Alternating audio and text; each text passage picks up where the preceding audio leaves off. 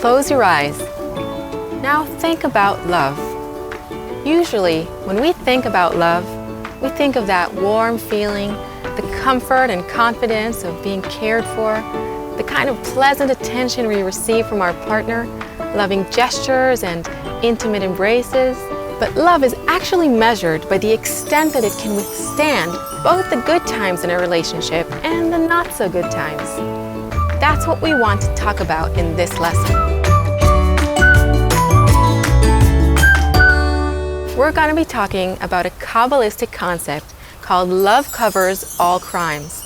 In simple terms, love covers all faults and errors. It's a known thing that relationships have ups and downs. What we want to know is how to maintain our love to one another above any obstacles or shifts in our relationship. Even more than that, we want to learn how to increase the love while working with the negative states. The main principle here is that instead of letting ourselves get bogged deep down in our problems, our gripes and our grudges, we need to build our connection above all of that. In the previous lesson, we talked about our inner urges and impulses, the desire to control the other person, criticize and change them without actually seeing the other person and their needs. In short, we got acquainted with the ego that operates within us and causes so many problems in our relationships. We understood that we shouldn't be ashamed of these tendencies or erase them, but rather acknowledge them without judgment. Now, we'd like to understand why. Why were we given this internal nature with all of the negative urges and impulses? What is it for? Are you ready to find out? The wisdom of Kabbalah explains that nature evolved our ego so that we could build a higher connection above it. Again, nature evolved our ego so that we could build a higher connection above it. And that connection is what we call love. If nothing is wrong, if there is no negativity, no separation, no ego, then there can be no love. At least not the mature kind of love, the deep kind. Maybe just a hormonal, fleeting love and attraction that passes with time, or a material feeling of comfort. Real love has depth, it's rich, it's layered. It has the ability to connect us precisely because of those ups and downs that we experience. It's only then that we can say that we have truly deep connection.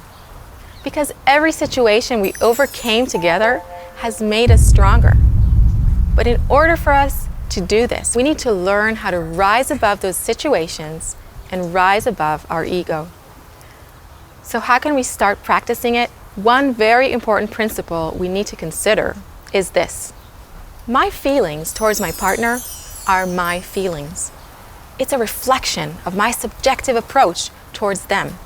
Therefore, what I see in my partner is really myself. Put simply, my partner is my mirror. You know that saying how we don't see the world as it is, but as we are? In relationships, this saying has some very practical applications. Because if I can truly grasp that everything I judge in my partner, the flaws, the negative traits, the wrongs, all comes down to my own perception, it means that I have endless opportunities to work on my own self-improvement. The relationship becomes the laboratory where I get to practice rising above my negative perception again and again, exercising love and empathy above my judgment and dissatisfaction. In other words, I don't wait to feel good to practice a loving attitude towards my partner. In fact, I'm flexing my love muscle precisely when I feel rejection or distance from my partner. The connection itself becomes my higher goal as I work to cover my judgment and criticism and my desire to change my partner with an effort to see them in a positive light. What I'm actually doing here is splitting my reality into two levels. One level is my instinctive view of things. This is where my ego has the reins. It's where I see flaws, problems, weaknesses, and all kinds of things that my partner does that upset me and make me angry. And we don't erase any of it. On the second level, I take all of these flaws that I see as an opportunity for me to cover it all with love, to respond positively to them, accepting their habits and desires, who they are, as they are, just as I would want them to accept me. I remind myself that my partner is the way that they are because of everything they accumulated during childhood and beyond, and I can't change any of that. So yeah, I remain myself, and my partner remains himself. I don't try to control him. I allow him to be who he is.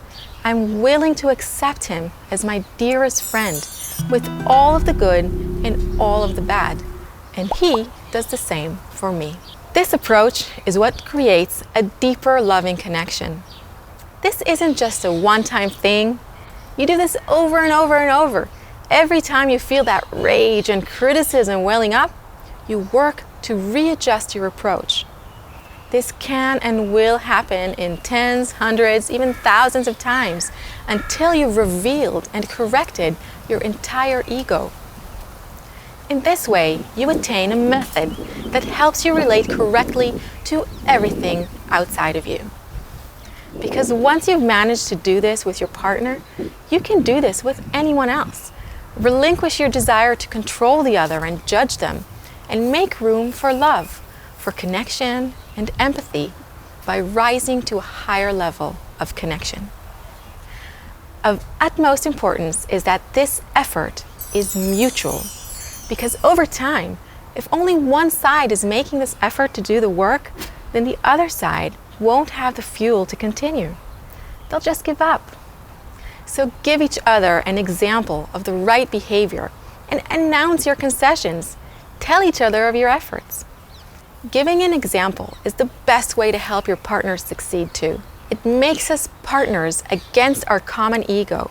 It's what helps us to come closer above our ego, turning us into one. So let's review what we've learned.